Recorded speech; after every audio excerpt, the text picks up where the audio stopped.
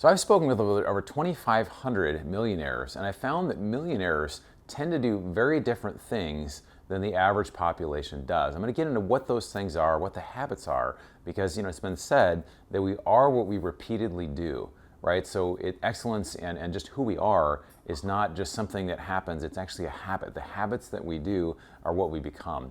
And so we're going to jump into it and just talk about these habits that maybe you're not incorporating that you can use to be able to incorporate in your life as well as impacting your kids, your family, your legacy. Let's go. All right, so my name is Bronson Hill. I'm the CEO of Bronson Equity. We do multifamily apartments like this. We also do things like businesses or oil and gas projects to help people provide tax benefits, cash flow, or appreciation. And you can find out more at the link below if you want to check that out. Just a quick disclaimer, I'm not your investment advisor. These are just my thoughts, so get your own independent advice. We're going to talk about the common traits of successful investors, right? People that are net worth of $1 million. I've had over 2,500 calls. The average net worth has been over $2 million. Some of these people are 10 million, 20 million, 30 million. We run a mastermind called the Wealth Forum. We have everybody in the mastermind has a net worth of at least 2 million. It's more like for a lot of them, it could be 10, 20, 30, 40 million, some that are in the group, which is really amazing. So the first kind of magic thing that I see that's different than what other people do, right? Because success does leave clues. And if you do what you've always done, you're going to get what you've always gotten, right? It says insanity is doing the same thing and expecting a different result, right? So you can actually do certain things. And this is the first one. The first one that wealthy people do that are successful is that they commit to learning, right? This sounds very basic, but the average CEO reads 50 to 60 books per year.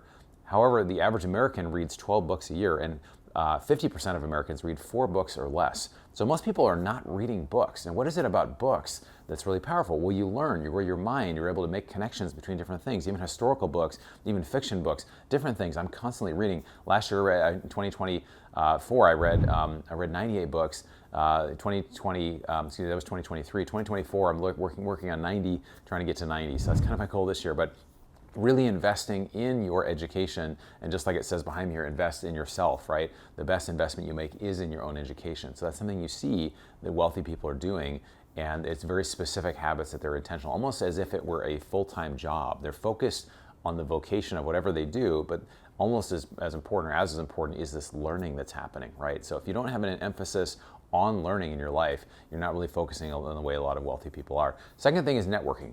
It's been said you're the average of the 5 people you spend the most time with. We're going to get into that more here in a minute, but wealthy people are more interested in developing their network than simply making more money. And if you can do that effectively, it actually leads to growing wealth over time. So the second thing really is to shift the focus from returns to impact. So once people have enough, whatever that number is for you, for some people it's $1 million, some people it's $10 million, some people it's $100 million, whatever that number is, once you get there, it becomes less about, well, you have more than enough of what you need, right? There's goals, there's things you might have, but it kind of turns to say, well, how can I impact my family? What are the things I want to do? How do I want to invest my time?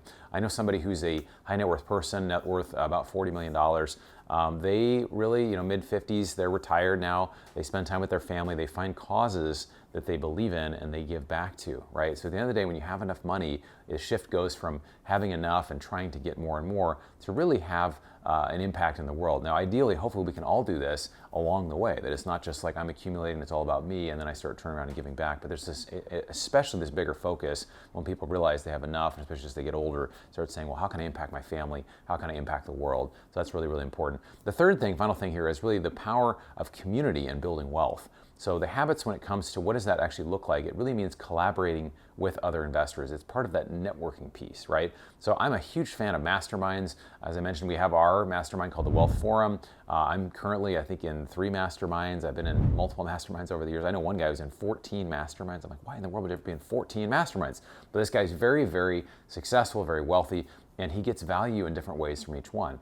So when you're in a group with people, if you pay to be there, people are going to try to find the value out of it. And I love being in person. You get access to the community. You get something. If you get one thing, let's say it costs 10, 20, 30, 50K to be in there, but you find some way you make $1 million or 100K or 50K, you've already made your money back and then some, right? So it's just amazing what happens when you're there. You also get in the flow. You get in the deal flow of deals that are great. You learn about what to avoid.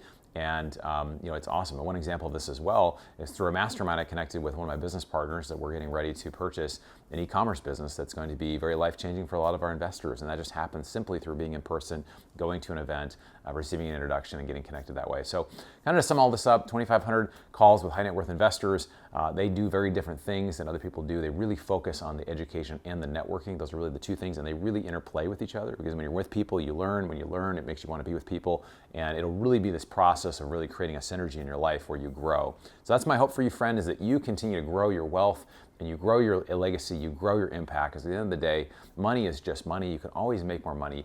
You can't make more time. One of the biggest regrets people have is not that they didn't make enough money, is that they didn't really create the impact that they want to create. They didn't create actually the purpose to be able to do exactly what they wanted to do.